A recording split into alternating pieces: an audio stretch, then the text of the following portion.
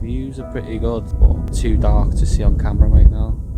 As the wind's picked up, ground is really rocky. That must be about -1, -2. I think I've given myself a cold. It's the best I can do after sunrise.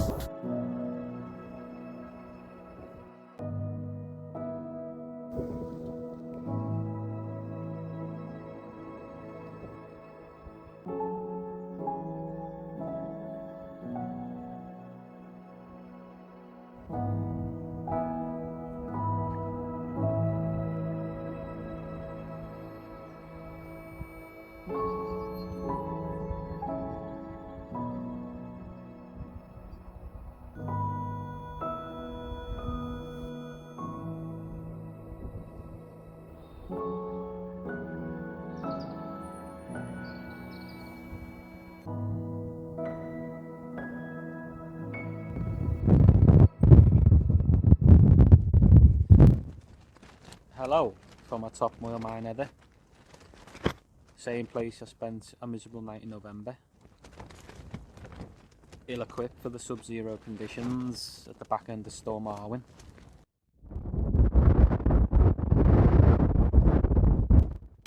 I planned on coming back here spring or summertime, but the place has just been playing on my mind, so I've decided to come back before winter's end, better prepared, hopefully for a better outcome.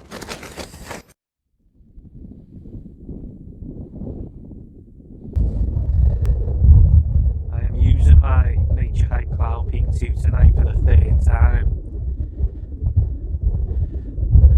and it's not been a very good experience so far. Seems a good tent, but second time I used it, this door here, the zip has broke on it, so if I unzip it I can't zip it back up again. I put that plaster on it so I remember which door it is it's broke, but that was manageable and I was going to try and fix it in time, but tonight this hole just snapped under not much strain at all. It snapped in the middle near the roof, so I've pegged it out anyway the best I can. It's sagging a bit on this side.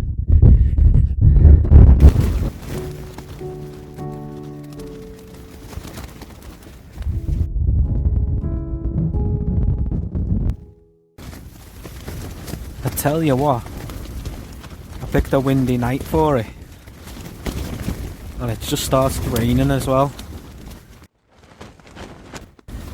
It said on forecasts that it may get snow here, but I don't know if I believe that. When I was driving in, I think I could see some of the further mountains, like towards Snowdon, and I think they all had snow on them. See what happens. I've got a cheap piece of insulation mat underneath me with my old Ozark Trail, like 2-3 season air mat. And then I'm inside a snug pack extreme sleeping bag.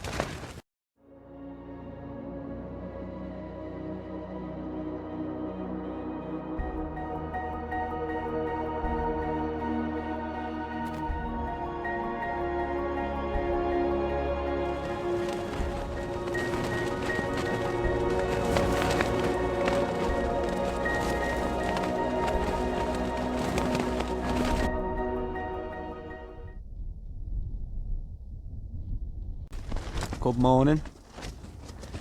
It's currently about 25 to 6.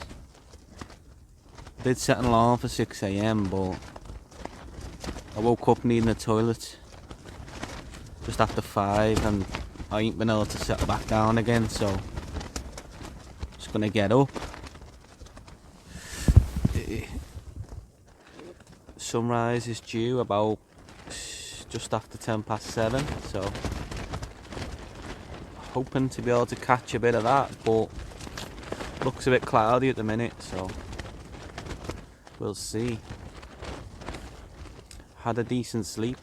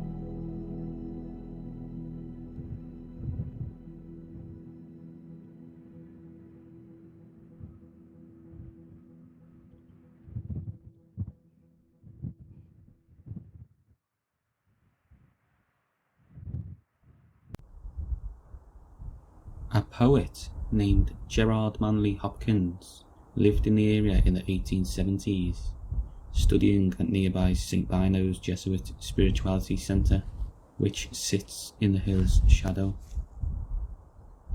He was known as an innovator, said to be one of the greatest poets of the Victorian era. He was very taken by Moel Maenefa, so much so that he even went by the pen name the Crow of Maenefa for a period of time. Hopkins wrote a poem which was posthumously released, in which he mentions Maenefa by name.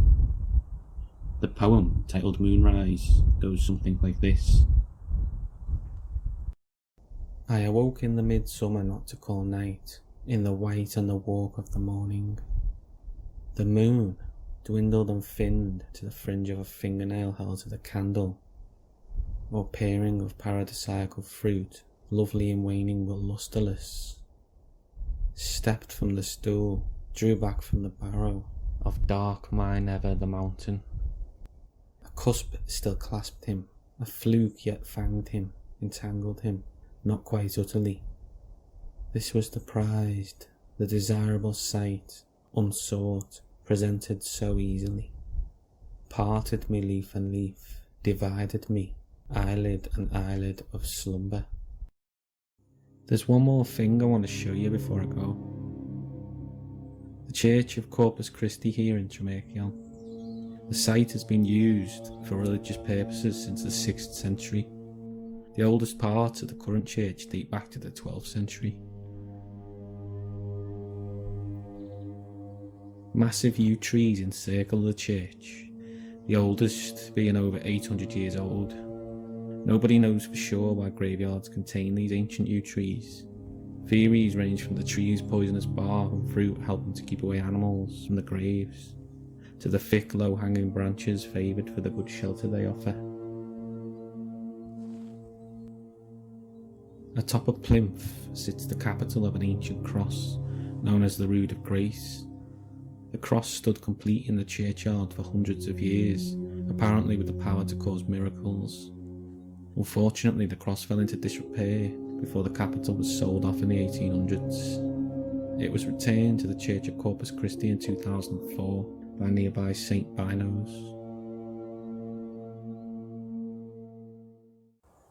The time has come for us to go our separate ways. Thanks for watching, and I'll see you next time I'm out.